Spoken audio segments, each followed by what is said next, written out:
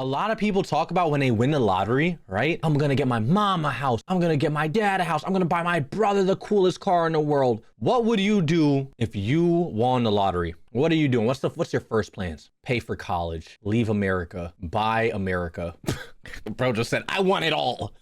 Okay, so we are gonna check out the dumbest lottery winners of all time. That's what we're gonna check out right now. You like that segment? I'm accidentally throwing a You're loud, stop it. £3 million lottery ticket in the bin to spending an entire $16 million prize in under 90 days. These are the absolute dumbest lottery winners of all time, beginning with Jose Antonio Cuartoc, who almost lost his entire lottery fortune after getting someone else to claim the money for him. You see, when Jose won the $750,000 jackpot back in 2010, he was living in the US illegally, so Jose asked his boss to claim the prize on his behalf, as he feared he couldn't claim the money without potentially facing legal trouble and deportation. This worked out perfectly until Jose's boss began to falsely state that he was the one who had actually purchased the ticket. No way. Taking legal action against his boss was risky, given Jose wasn't supposed to be in the country at all. However, given he had security camera footage of him purchasing the ticket, Jose did so and was able to prove that he was the rightful owner to the $750,000 prize. Only $250,000 of this went to taxes, another $250,000 was spent on court fees, and throughout the legal process, Jose was jailed for drunk driving and was deported back to Guatemala as soon as he won the court case. Bro! At least Jose Antonio Cuartoc got to keep some of his winnings, as Denise Rossi wasn't so fortunate. When Denise won a jackpot of $1.3 million back in 1996, she'd been married to Thomas Rossi for over 25 years, yet their relationship was apparently lacking in transparency, as Denise didn't tell her husband about the win, and instead filed for divorce only 11 days after buying the lucky ticket. Bitches ain't shit. Bitches ain't shit. This is the reality of it, chat. This is the reality. You don't want to talk about, but this is the reality. This is the reality, bro. You know what I mean? When you with a girl, it's her money. You know what I mean? Like your money is her money, but her money is her money. You ain't touching that, bro. You ain't touching that, brother, man. Fuck you talking about? Shaking my head. She should have got a prenup. She's stupid. I was afraid to tell Thomas because I knew he would try to take the money away from me. I went to the Lottery Commission office and told them I was married but contemplating divorce. They told me to file before I got my first check, which I did. Denise was initially successful in hiding the money from her now ex-husband, as for a whole 2 years after their divorce, Thomas had no idea that Denise had ever won the lottery. However, in May 1999, a letter was sent to Thomas's home address, asking if Denise was interested in a lump sum buyout of her lottery winnings. This was the first Thomas knew about the lottery prize. He confirmed that Denise was a winner with the California lottery, and given they were still married at the time of the win, Thomas launched a lawsuit stating that he was entitled to half of the prize money.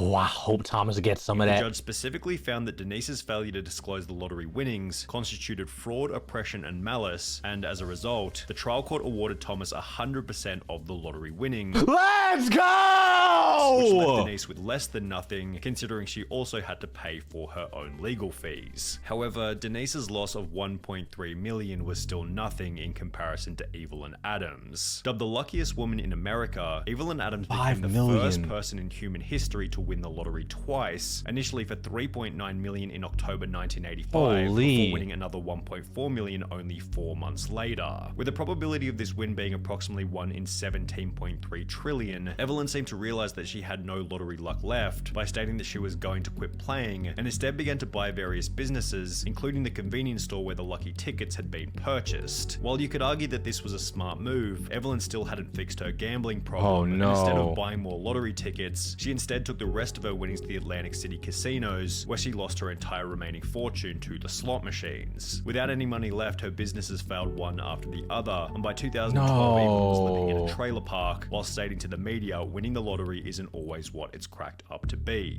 Kelly Rogers likely had for you, cause you're dumb. Like, what is she? Give me $5 million. I'm not doing no stupid shit, bro. What? I'm gonna tell you exactly what I'm gonna do. If I get $5 million, I'm buying myself first thing a bed. Okay. Then my mama gonna hit me up. Hey, can I get? I'll be like, here, take it. Bloop. Throw money at her. Leave me alone. Just take it.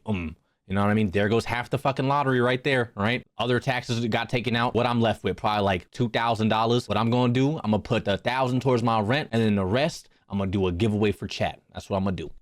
similar outlook, as after winning over £1.8 million at the age of only 16, her life was also ruined. Initially, Kelly stated, "I will not go wild and spend loads. I'm gonna take some advice and see an accountant. Hopefully I will make us all comfortable. I want to help my family, but I won't change. I just want a normal home, nothing posh. I just want a normal car as well." However, as soon as she received the money, she said, "Fuck, give me my Mercedes, bitch." She went straight to the BMW lot. Instead spent £11,500 on 2 boob jobs, £300,000 on clothes, makeup and tattoos, as well as £85,000 on top of the range sports cars. No. Kelly spent a further £250,000 on holidays to locations including Mexico and Euro Disney, £118,000 on gifts to former boyfriends, £190,000 in unreturned loans to friends and family members, and £50,500 on solicitors fees, all of which being purchased while she was still in high school. Shit. Kelly did make a few smart purchases, such as an £180,000 bungalow and a £96,000 home for her mum. However, by the end of the year, Kelly was back to square one, being on welfare with only £2,000 left in her account. She since stated it was too much money for someone so young. Even if you say your life won't change, it does, and often not for the better. Yeah, I just wish I was a bit older at the time of winning it, because I think at 16, you're still just a child. And was that one of the tattoos she got on her shoulder? She spent how much for that shitty? What the fuck is that? Is that Texas on her arm? Oh my God. overnight, you've just got to grow up and become an adult. Which is probably why she's now an advocate for raising the UK's legal gambling age from 16 to 18. Kelly Rogers certainly spent her money poorly. However, at least she had the chance to spend it, as 25-year-old Amanda Clayton from Detroit was no longer alive by the end of her spending spree. Shit. When Amanda won the My fault. I said $1 million jackpot back in 2011, it seemed as though her life had been changed overnight. However, her win quickly became controversial after the media learned that she was still collecting food stamps and benefit payments despite having won the lottery. Detroit woman is now the second lotto winner in the state to keep taking food stamps after hitting it big. And Amanda Clayton, who won $1 million and took home a $700,000 lump sum, the 24-year-old says even though she now owns 2 homes, she figured she was still allowed to use a bridge card. After being confronted about the behavior, Amanda had the following to say. I thought that they would cut me off, but since they didn't, I thought maybe it was okay because I'm not working. And shortly thereafter, she was charged with 2 felony counts of welfare fraud and was ordered to pay back the $5,500 worth of food stamps she'd received. While Amanda quickly paid the $5,500 back, she never got the chance to spend the rest of the money, as only 6 months later she would unfortunately overdose in one of her 2 homes. No. He says she was tormented by the fame and the problems that came with winning the lottery. What's the point of having money if you're not gonna have happiness? He says she didn't want the money anymore and bought things for her family and set up college funds for her children. He says she only had $67,000 of her winnings left. The end to Amanda Clayton's story was somewhat unexpected. However, a 2-second glance at Ryan McGee is more than enough to predict Look at that smile, bro. First thing I'm doing is going to the dentist with that shit. This lottery would eventually end in disaster. After winning £6.4 million back in 2008 at the age of 27, Ryan was placed on the Sunday Times Top 100 Rich list for young people. He purchased a luxury mansion in his home country of Ireland, which featured 5 bedrooms, an indoor swimming pool, a full champagne bar, and a 2-car garage where he kept his brand new Ferrari 458 Italia. However, as you might expect, this is where things began to go terribly. Only 3 years after buying the Ferrari, Ryan slipped off the road, crashing the car into a field, mainly because he was driving in the snow. Locals were amazed Ryan was driving the Ferrari in that weather, especially when he had a more suitable Range Rover he could use. The Ferrari was not understood to be running on winter tires, which, while costing around £4,400, hugely boost grip and handling in icy conditions. Ryan's property development business then dissolved, which was accompanied by a divorce from his wife and the sale of his luxury home. Then 2 years later, Ryan McGee was pulled over driving an uninsured Ford Focus without a license. However, the most interesting part is that he had to claim legal aid, which is a service for those who are unable to afford a lawyer. Now, Ryan McGee was a complete idiot with his money. However, he still looks like Albert Einstein when compared to Martin Tott. When Martin and his wife Kay won £3 million back in 2001, they didn't go in to claim the prize because, well, they had no idea that they were winners. They purchased a ticket in passing, completely forgotten about it, and would only come to realize that they were the winners after hearing about the unclaimed prize over 6 months later. The main problem was that at some point, the ticket had been misplaced or thrown out completely. No way. Despite frantically searching, the pair couldn't find their ticket. Chat, I would be so... Imagine winning a lottery. You know you win a lottery and you threw out your ticket. Bro, what? Well, for sure they had won because the jackpot numbers matched the ones they used every week. Computer records in their local Londis proved Kay really had purchased the ticket, and the thrilled pair rushed to tell lottery organizer Camelot to claim their prize. But they fell victim to a little-known rule, stating lost tickets must be reported within 30 days. Dang. After 45 days of deliberation, Camelot told the devastated couple that they would not be collecting the jackpot, and as a result, the couple's marriage eventually came to an end. We'd only known each other for 2 years, and the lottery ordeal quickly highlighted our differences. All we did was bicker. Sadly, both of us agreed we should split, and Kay moved out. Bitches ain't shit. No money. Your dick game weak. I don't want that little ass PP. I wanted them stacks. I wanted them racks for real. On God, yacht. How about yacht, bitch? Get your act together. Martin seems to have convinced himself that losing the ticket ended up being a good thing, having stated, "For a long time I lost sight of who I was and what I believed in. But I can honestly say I'm glad I didn't get the 3 million now. There is no guarantee it would have brought me happiness, and if there's anyone else who would have agreed with this statement, it definitely would have been the most miserable lottery winner." It was mutual. Ain't no, like, bro, in what relationship you're like, it's mutual.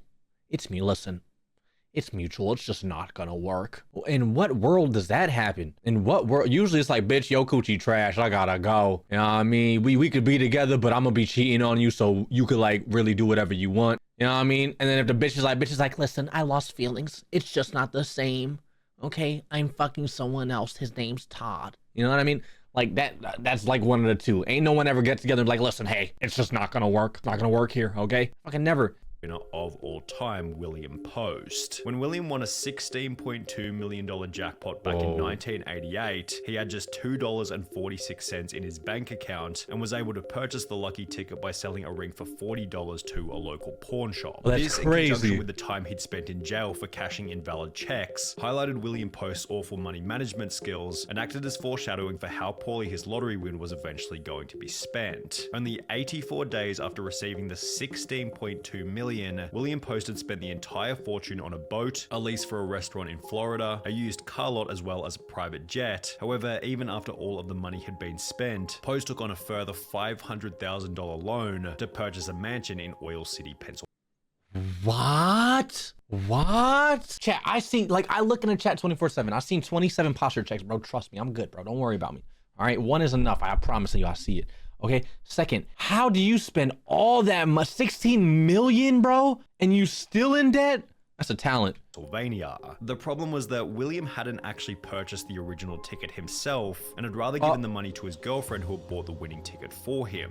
Because of this, she was able to successfully sue him for 1/3 of the winnings, meaning that Post now owed $5.4 million to his ex-girlfriend from the $16.2 million that he no longer had. Since Post was unable to make this payment, the judge ordered that his bank account be frozen until he was able to come up with the money. However, before he was able to sell enough stuff to pay the $5.4 million, William was arrested and ordered to serve a 6 to 24 month prison term for an assault charge from 6 years prior. Hey. Toward the end of his life, Post was on his 7th marriage with over $1 million in debt and was getting by on food stamps and a job paying $450 per month. However, William Post still doesn't have the craziest lottery win story of all time. That title goes to Andrew Jackson Whitaker. I don't like his face, bro. I'm happy he lost all his fucking money. Fuck him. I'm sorry.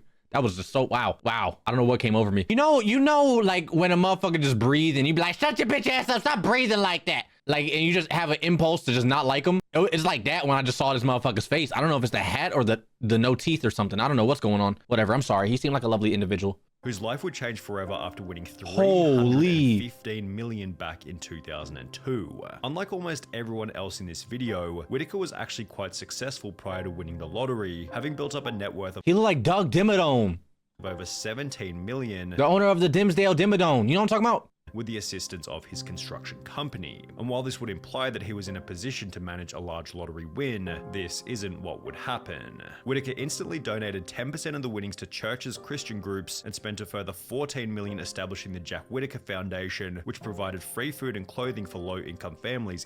Oh my God, I'm so mean. I'm so sorry, Jack Whitaker. I'm so sorry. I'm sorry. Thank you for helping people out. Why? In West Virginia. Obviously, you're doing God's work with all this money. Yes, I am. I'm helping a lot of people, and I plan to help a lot more. He then drove back to the convenience store where he had purchased the ticket before giving the clerk a $44,000 check, a $123,000 house, and a brand new Jeep Cherokee, which was followed by Whitaker buying himself a Lamborghini in which he'd drive around his neighborhood throwing money out of the window. After flaunting this wealth, his Lamborghini was broken into, where thieves stole $545,000 in cash. However, this apparently wasn't much of a wake-up call, as his car was then broken into for the second time, resulting in the loss of a further $200,000 cash. Why does he just have that much cash on him? Jack Whitaker's granddaughter passed away, his daughter then passed away, which was followed by a divorce with his wife. And now you've lost your granddaughter, you're about to be divorced from your wife. Where does this ever end? Leading him to state that he had lost everything. I pretty much lost everything I held dear in my life. You got lots of money.